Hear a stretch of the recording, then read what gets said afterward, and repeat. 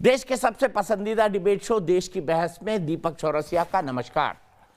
मैं आज मास्क लगाकर बैठा हूं क्योंकि मैं ये मानता हूं कि जिस तरह के हालात अब देश के अंदर पैदा हो गए हैं उसके बाद इस मास्क को आपको जिंदगी का अंग बना लेना चाहिए, वरना कोरोना कभी भी आपके घर में, आपके रिश्तेदारों के घर या फिर आपके पास पड़ोस में दस्तक दे सकता है। अगर खुद को बचाना है तो मास्क बेहद ज़रूरी है और साथ ही साथ ये सैनिटाइज़र भी ज़रूरी है।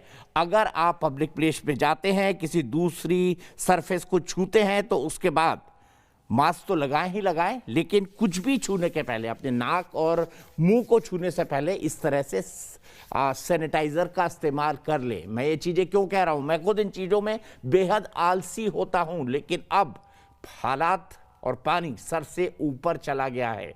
अब ये माना जा रहा है, जो मुझे एक्सपर्ट डॉक्टर्स ने बताया उनके मुताबिक, पहले कोरोना से जो एक व्यक्ति संक्रमित होता था वो अपने से मिले 100 व्यक्तियों में से 30 से 40 को संक्रमित करता था, लेकिन अब कोरोना से संक्रमित व्यक्ति 100 में से 90 व्यक्तियों को संक्रमित कर सकता है। इसीलिए जो पॉजिटिविटी रेट है वो 2 अंक से ऊपर है, 10 से ऊपर है और कई राज्यों में ये 30% तक जा चुका है। इसीलिए अब आपको संभलने की जरूरत है और इसीलिए जब हमने आज अपने दर्शकों से पूछा कि आप किस मुद्दे पर बहस चाहते हैं तो आप सब ने कहा कि हम कोरोना के मुद्दे पर बहस चाहते हैं। कोरोना बेकाबू बचने के मौके कितने? 77%। दरअसल मेरी बहस होती है बड़ी जोर शोर वाली, बड़ी पैशन वाली, और उसके अंदर हमेशा 2 पक्ष अपनी अपनी बातें रखते हैं और कई बार टकराव भी होता है। लेकिन आज का मुद्दा बेहद संवेदनशील है। आज के मुद्दे के अंदर कई सारी चीजें जुड़ी हुई है। हमने सोचा भी नहीं था आज से 2-3 महीने पहले कि कोरोना से हालात इतने बिगड़ जाएंगे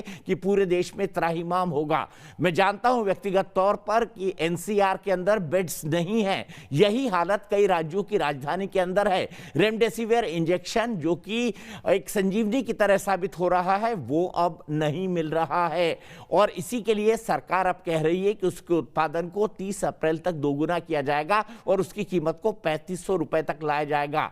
कोरोना इस हालत तक डरा रहा है कि आज प्रधानमंत्री को खुद बैठक करके 12वीं की परीक्षाओं को टालना पड़ा और 10वीं की परीक्षाओं को रद्द करना पड़ा। अब 1 जून को 12वीं की परीक्षा कब होगी, कोरोना के संक्रमण के हालात को देखते हुए उस पर फैसला लिया जाएगा। लेकिन अभी भी जिस तरह के संकेत मिल रहे हैं और जिस तरह की रिपोर्ट्स आ रही हैं वो ये बता रही हैं कि संक्रमण अब बेहद खतरनाक दौर पे पहुंच गया है।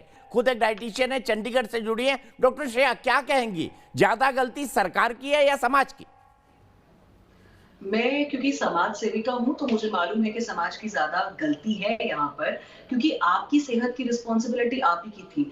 अगर हम देखें 1 साल पहले यही दिन यही टाइम पे लोग YouTube की वीडियोस बना रहे थे, काढ़े बना रहे थे, डरे हुए थे, घरों में बैठे हुए थे, क्या क्या चीजें नहीं चल रही थी, किस किस तरीके की रेसिपीज, काढ़े नहीं चल रहे थे। वो सब समय कहाँ गया?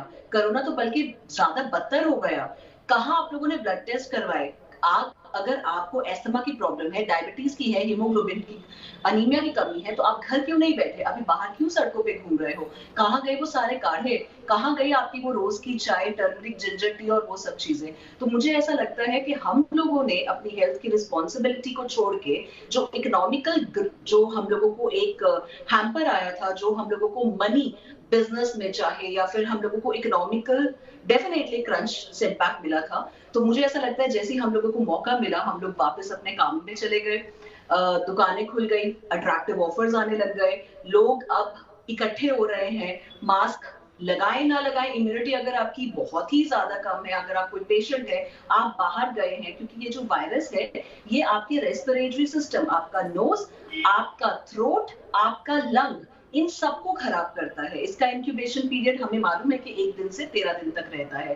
पर आप पहले कैसे बीमार हो जाते हैं? क्योंकि आप ऑलरेडी बीमार हो, तो अपने आप की प्रिवेंशन के लिए क्या कर रहे हो? मेरे पास मरीज आते हैं, वो ऑलरेडी उनको पता है कि मेरा प्री डायबिटिक कंडीशन है, 5.8 HbA1c है, मेरी मदर को डायबिटीज था, मेरा शुगर लेवल बढ़ रहा है, पर कोई बात नहीं।